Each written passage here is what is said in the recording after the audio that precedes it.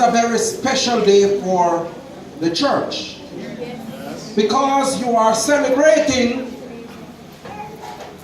the young among the membership who have excelled in the field of education. And I have decided that I want to speak to you briefly about the pathway to success, recognizing how important it is for our young people to succeed. Because in this life we all are striving for better. We all want to succeed. But what is the tried, tested, and proven strategies for success? And I want to posit to you today 4 fundamental reasons that will lead to the pathway to success. 1, for you to have a clear vision. 2, invest in education. 3, strong parental support. And 4, faith in God. I want to say to you that in order for you to be successful, you must have a clear sense of vision as to what it is that you want to accomplish and where it is that you want to go. Because the truth is, if you do not have a sense of vision, you will be tossed by any wind or doctrine that comes your way. And you know, Pastor Williams, oftentimes when I go and I speak at functions and I say to people that you must have a vision as to where you want to go, people look at me and they say, how is it that as a blind man you are going to come and tell us that we must have a vision? But the truth is, Pastor, having a vision is a fundamental difference from the ability to see.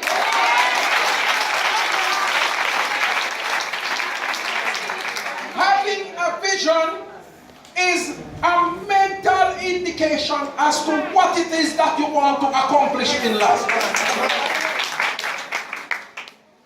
Having sight is the physical ability to see. I might not have the physical sight, but I have a vision as to where I want to go. And I want to say to the youngsters of this church that no matter what the situation, make sure that you have a clear vision as to what it is that you want to accomplish in this life. And when you have that vision, work diligently, work assiduously towards accomplishing that vision. Let no man tell you that you come from up in the hills. Let no man tell you that you come from poor family and so you can't accomplish that vision. Because whatsoever you want to accomplish in this life, you can accomplish. Because Philippians 4:13 says, I can do all things through Christ who strengthens me. So set your vision and work diligently towards it. Investing in education is extremely important. And it is important because most of us don't originate from wealthy family background. We come from poor, humble circumstances. Our parents are farmers. Our parents are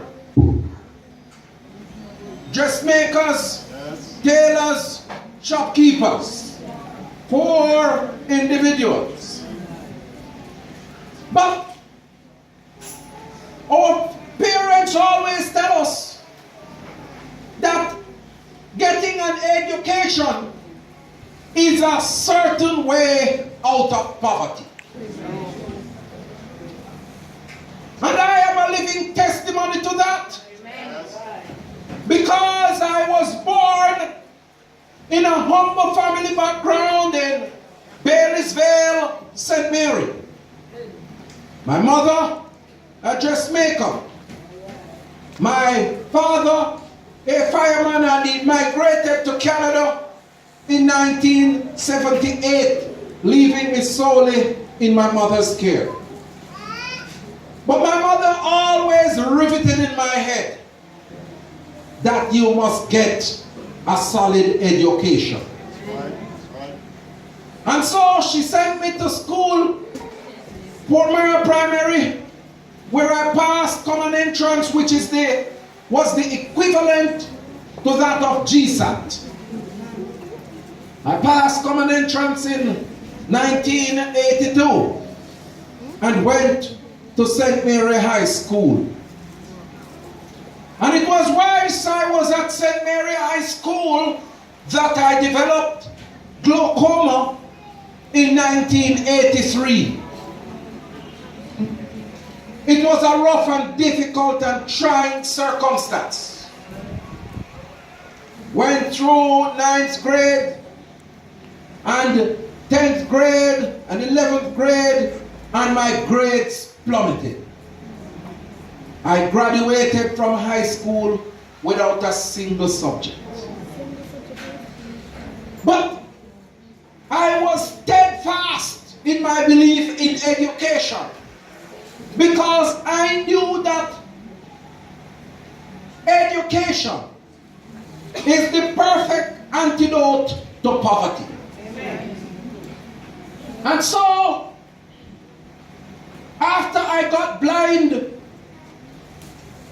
3 years after I graduated from high school in 1989, I said to myself, I was not going to stay at Bailey'sville and allow blindness to determine my future. And so by 1991, Pastor packed my Dulcimino and headed for Kingston, because I was destined to restart my education. I came to the Jamaica Society for the Blind, learned to read and write Braille, and within a short period of time, I was able to restart my education.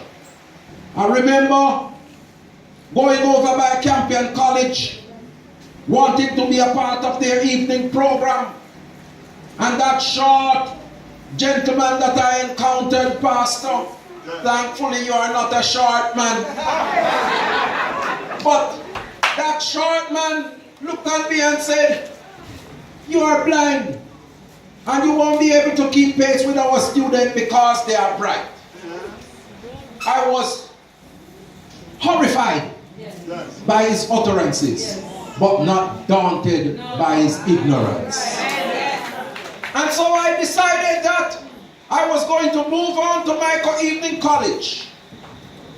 Went to Michael Evening College, and there I registered to do 3 subjects: maths, English, and accounts. And I passed all 3 subjects, including a distinction in accounts, which was the first blind person. The next year I went to register for 4 subjects: advanced economics, advanced accounting, commerce, and history.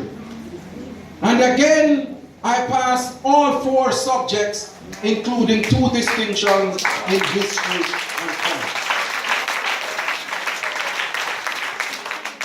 The stage was now set for me to go to the University of the West Indies.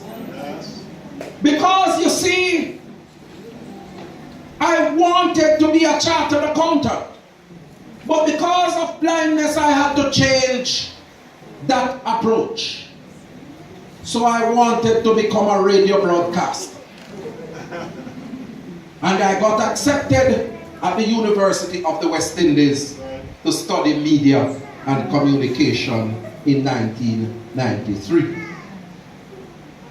But whilst I was going to the University of the West Indies, I never had one dime in my name. I never knew where the first cent was going to come from. But I had an unabiding faith in God, because I know that He is not slack concerning His promises. And once He promised that He is going to be there for you, He will deliver in time. And deliver He did.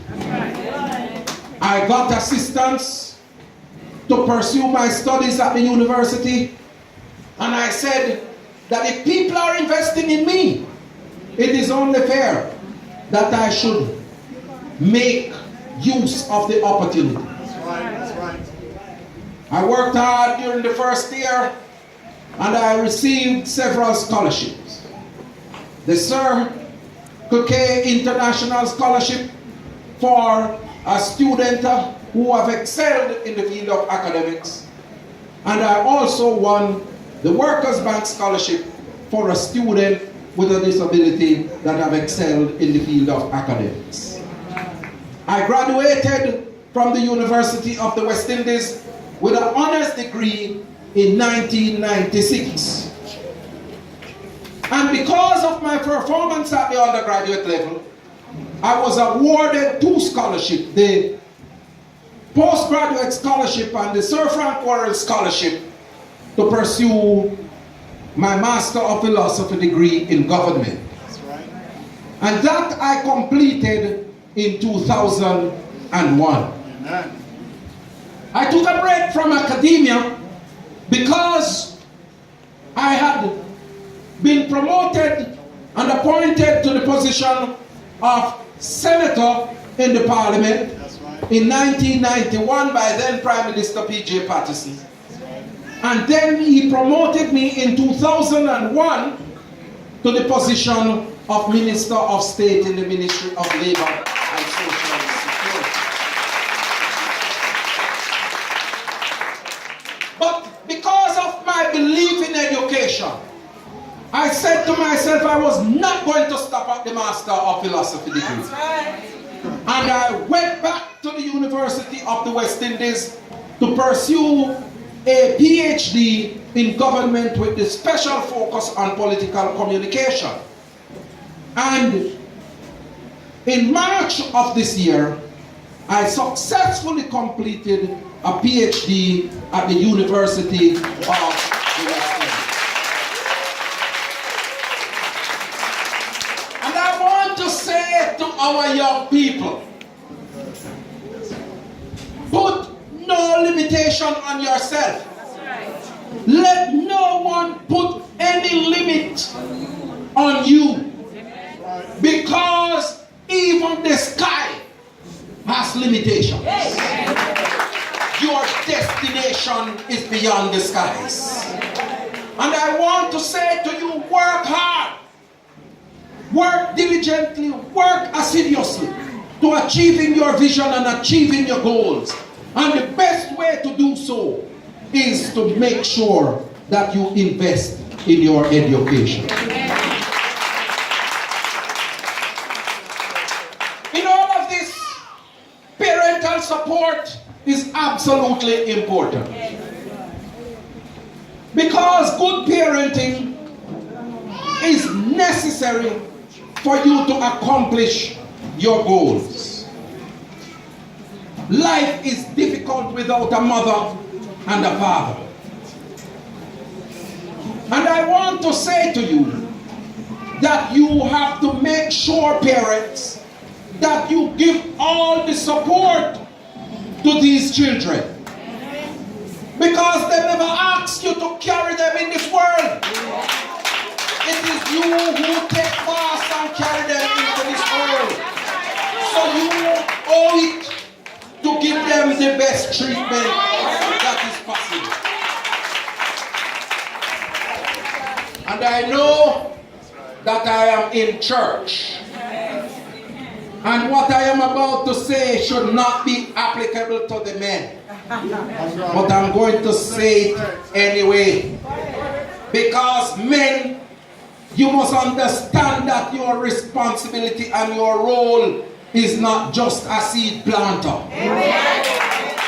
You must be there to water the garden, to watch those beautiful butterflies blossom and grow into something that is meaningful and productive in society. And so you have a duty to make sure that you give support to your children. Don't wait until fancy occasions that you step forward and pick up your chest and say, it's my boy that, or it's my girl that. They must be your boy and girl all the time. All the time. And so parental support is critical. Very important, because after all, when you grow old, you're gonna want them to give you support. You know, if my mother never take care of me, she wouldn't be benefiting right now. And I tell you, Pastor, she even giving me some problems, you know. Because let me tell you something. Every month, I take down the grocery to her in St. Mary.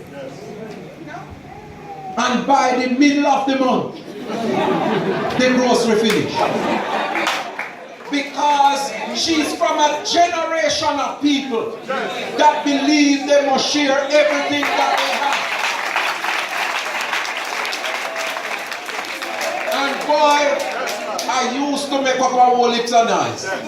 But my wife said that I must stop and leave her alone. So I leave her alone. But I tell you, she was a good mother. And she riveted in my head the value and importance of education, and she gave good parental support. But whilst she also gave good parental support, she also placed in my head the importance of God in your life. Young people, members of this church, no matter how much success you accomplish, no matter how much vision you have, no matter how much education you receive, no matter how much parental support you have, if you don't have God in your life, you are an empty vessel.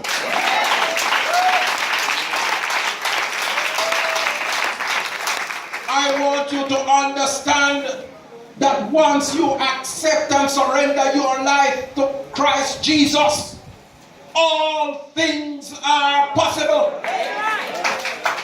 Because the moment I surrendered my life with King Jesus, some 26 years ago, I walked down the aisle with King Jesus. And Pastor, I will not walk down the aisle with any other man but King Jesus alone.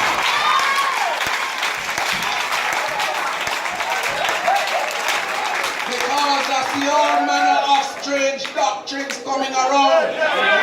And we as Christians must not subscribe ourselves to those strange doctrines.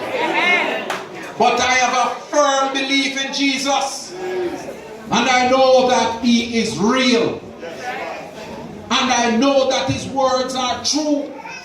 And He said, come unto me, all ye that are laden, and I will give you rest.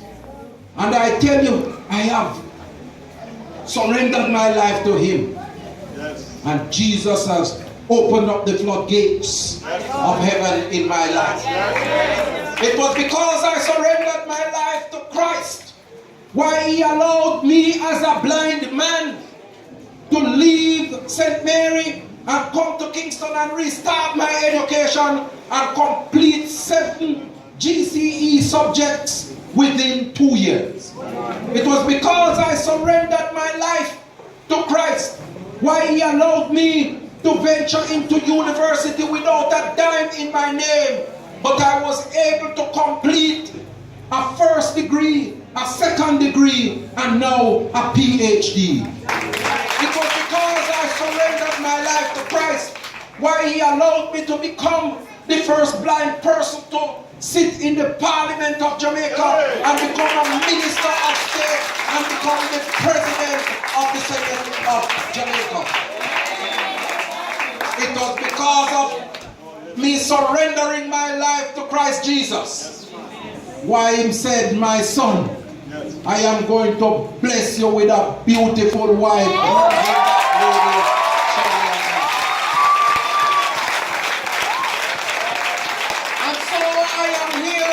Perfect testimony that Jesus Christ is real, and a perfect testimony that He is not slack concerning to His promises. I want to commend the awardees today, and I want to say to you that this journey and this pathway to success is not going to be easy. Because the moment you surrender your life to Christ, the devil goes on the attack. Because he lose a member out of his army. But if you remain diligent and committed to Christ, He will see you through. And so I say to you, young ones who have been successful in your GSAT, continue to work hard. Continue to be consistent. Continue to be dedicated. And success is guaranteed. The road is not going to be easy because you're going to encounter mountains in your way, but those mountains can be climbed.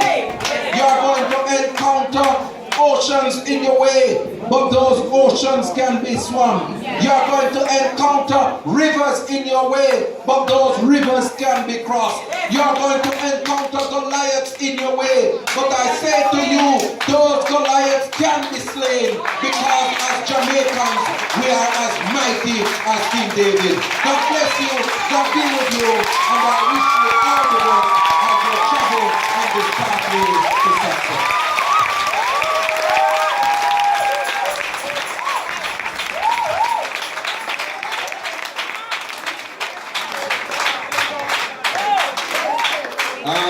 Dr. Morris, please don't go too far. Hold up.